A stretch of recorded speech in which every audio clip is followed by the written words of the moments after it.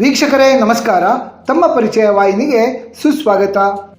ಆತ್ಮೀಯರೇ, ತಮಗೆಲ್ಲ ತಿಳಿದಿರುವಂತೆ ನಮ್ಮ ಭಾರತೀಯ ಸನಾತನ ಸಂಸ್ಕೃತಿಯಲ್ಲಿ ದೇವಾನುದೇವತೆಗಳ ಆರಾಧನೆಗೆ ಅತ್ಯಂತ ಉನ್ನತವಾದ ಸ್ಥಾನವಿದೆ.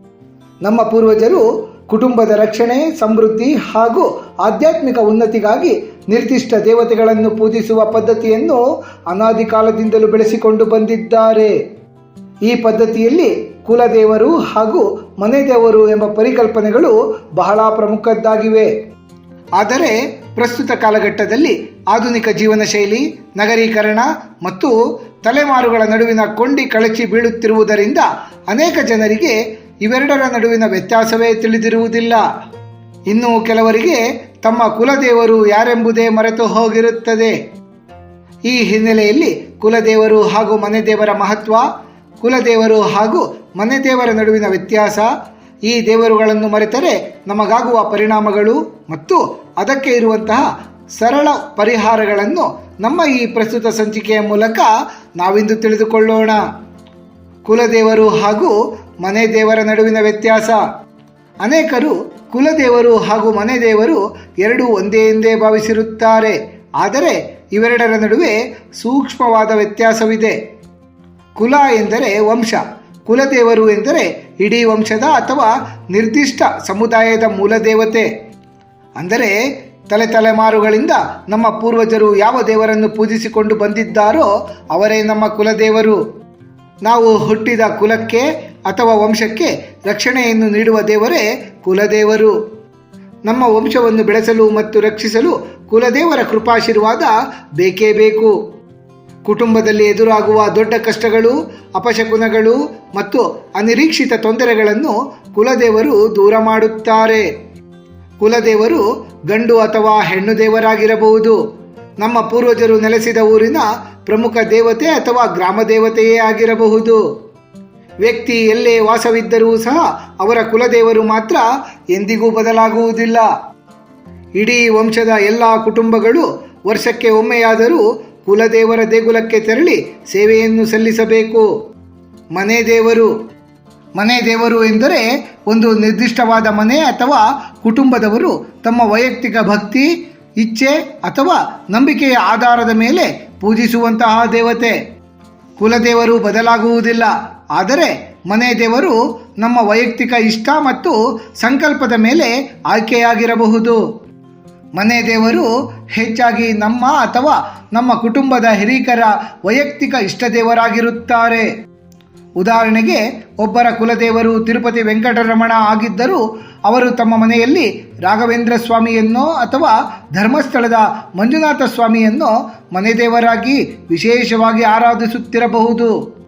ಮನೆಯ ಸುಖ, ಶಾಂತಿ, ನೆಮ್ಮದಿ ಮತ್ತು ರಕ್ಷಣೆಗಾಗಿ ದಿನನಿತ್ಯದ ಪೂಜೆಯಲ್ಲಿ ಮನೆ ದೇವರಿಗೆ ಮೊದಲ ಪ್ರಾಶಸ್ತ್ಯ ನೀಡಲಾಗುತ್ತದೆ.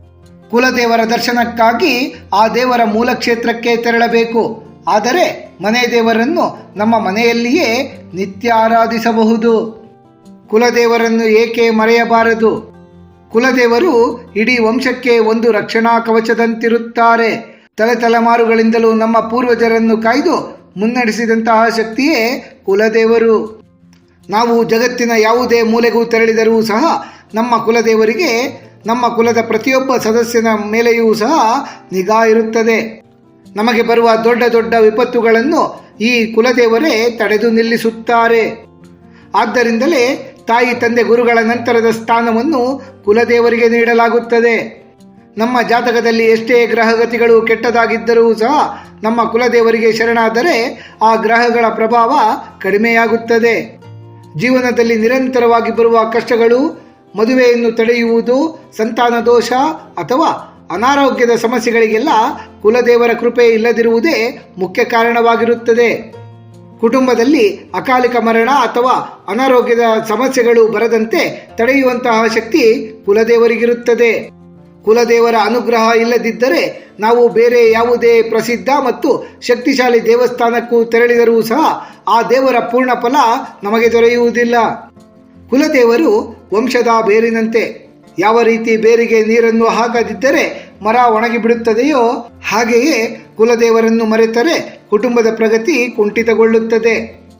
ಆದ್ದರಿಂದಲೇ ಕುಲದೇವರನ್ನು ಎಂದಿಗೂ ಮರೆಯಬಾರದು.